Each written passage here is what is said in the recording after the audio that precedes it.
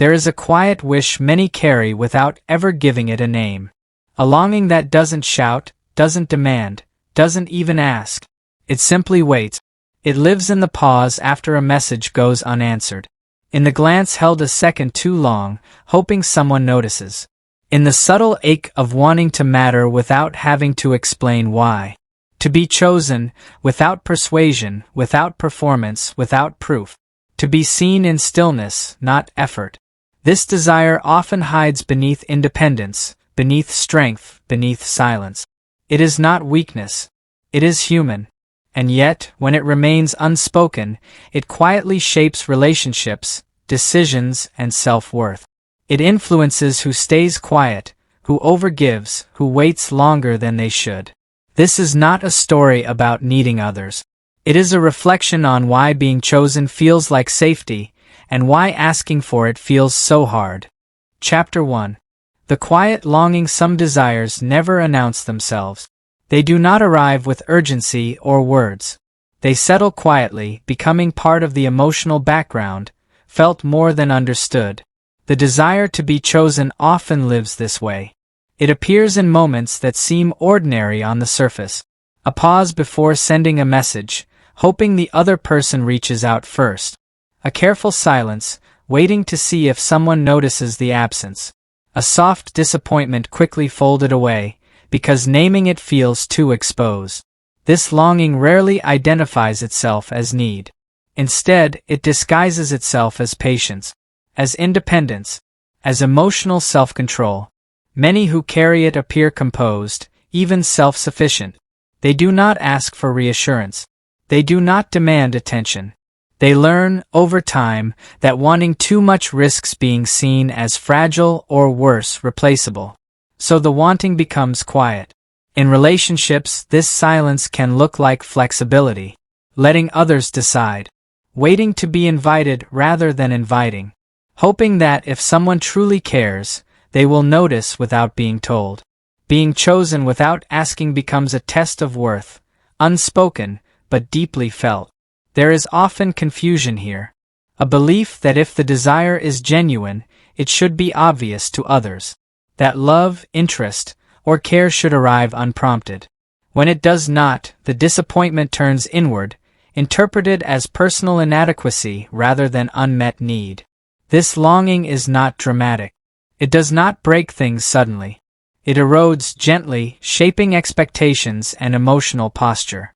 Teaches the body to wait, the heart to hope quietly. And in that waiting, something important goes unnoticed, not by others but by the self. Chapter 2. Where it began. Desires rarely appear without a history. They form slowly, shaped by patterns long before they are understood. The wish to be chosen without asking often traces back to early moments where emotional safety felt uncertain. In childhood, attention is not always consistent. Care may arrive warmly one day, then feel distant the next. Love may be present but unpredictable. In these environments, the nervous system learns to watch closely, to read moods, timing, tone. Connection becomes something to sense rather than request. When emotional needs are met only sometimes, asking begins to feel risky. A request might be ignored, or met with impatience, or subtly discouraged. So the child adapts, not by wanting less but by wanting quietly. This adaptation often looks like emotional maturity. Being easy. Not causing trouble. Not needing much. The child who waits to be noticed is often praised for being calm, independent, low maintenance. But underneath, something essential is learned, that love is safest when it is offered freely, not requested. As time passes, this pattern follows into adulthood. The body remembers before the mind does. There is an instinctive pull to wait, to observe, to hope someone chooses closeness on their own. Asking feels like interference, as though it might contaminate whatever affection could have arrived naturally. There is also loyalty to the past here. A quiet belief that if one is patient enough, attentive enough, deserving enough, the choosing will come. And if it doesn't, the conclusion feels personal.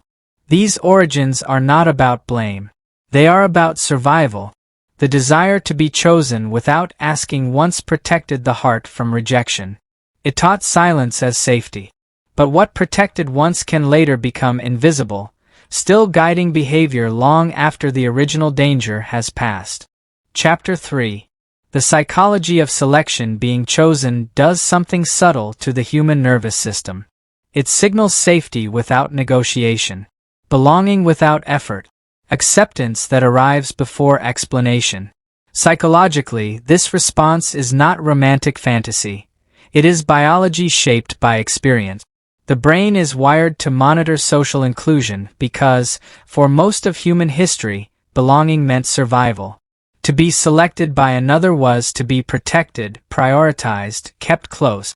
When someone chooses without being prompted, the body relaxes.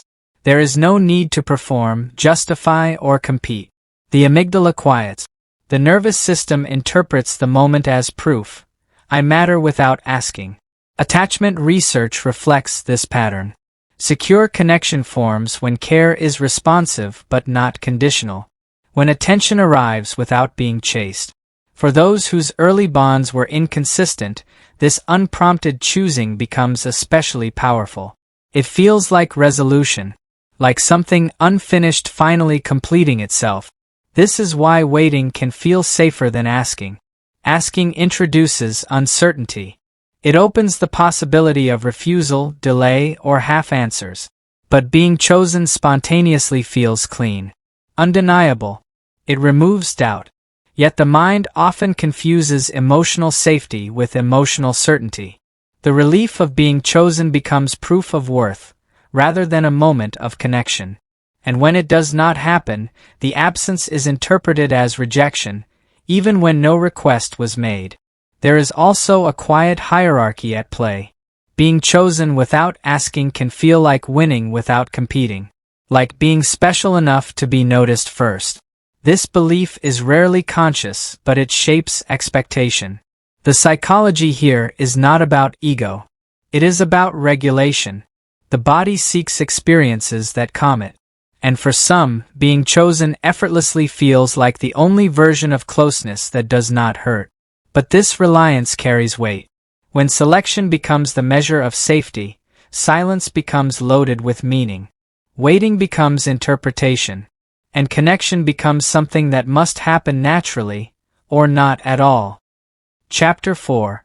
Wanting without asking. There is a tension that forms when desire meets restraint.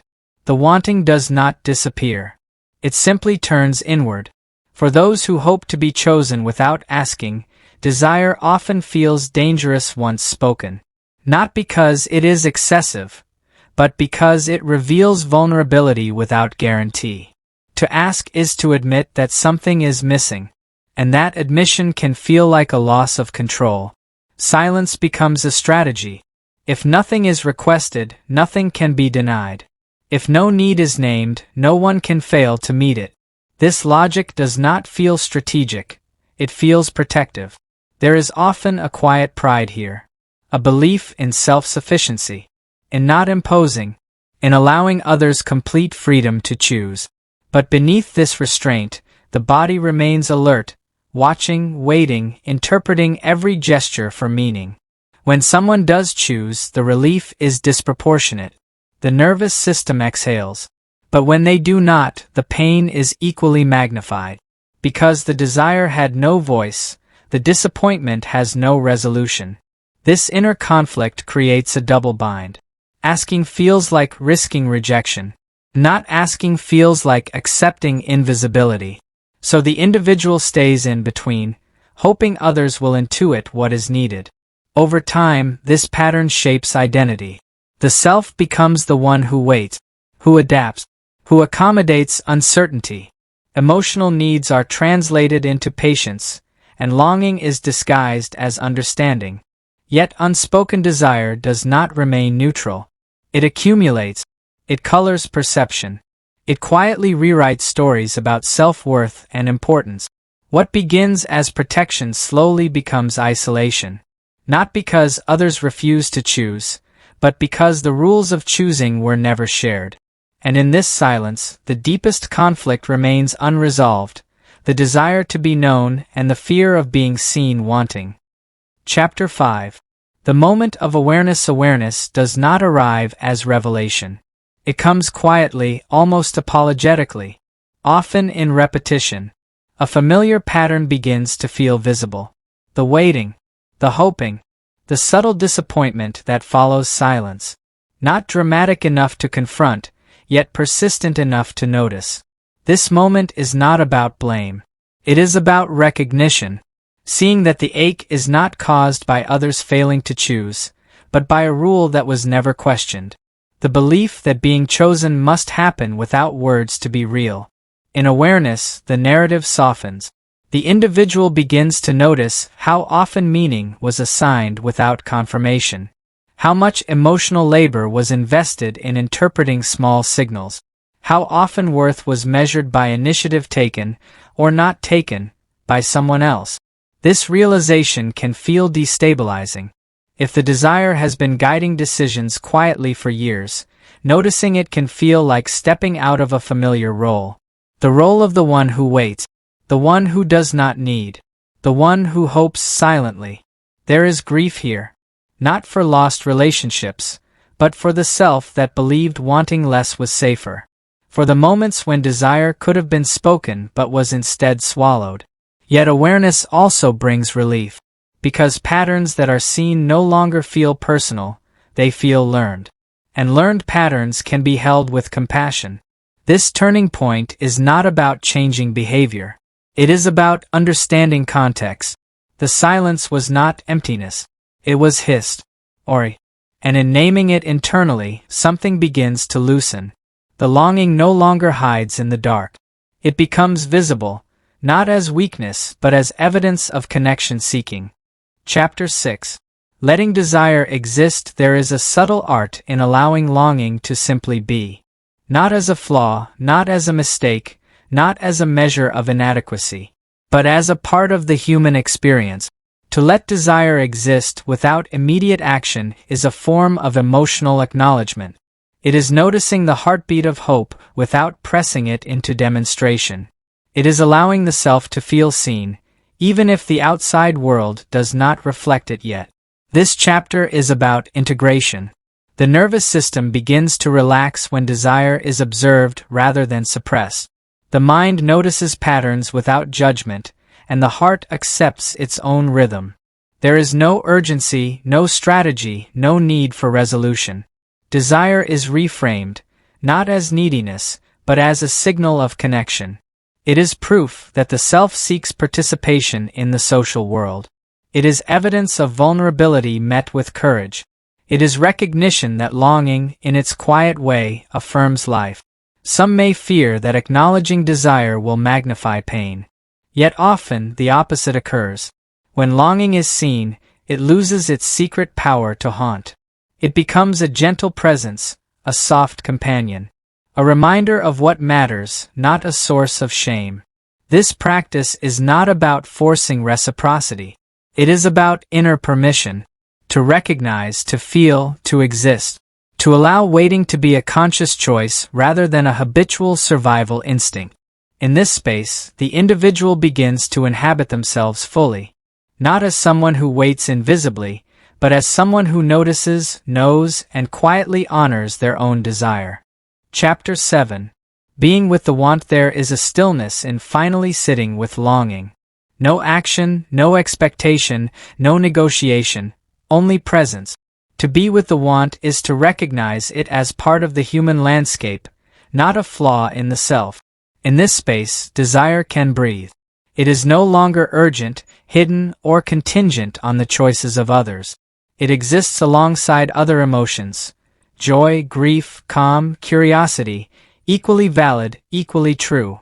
The nervous system softens. The heart rests in acknowledgement rather than rehearsal.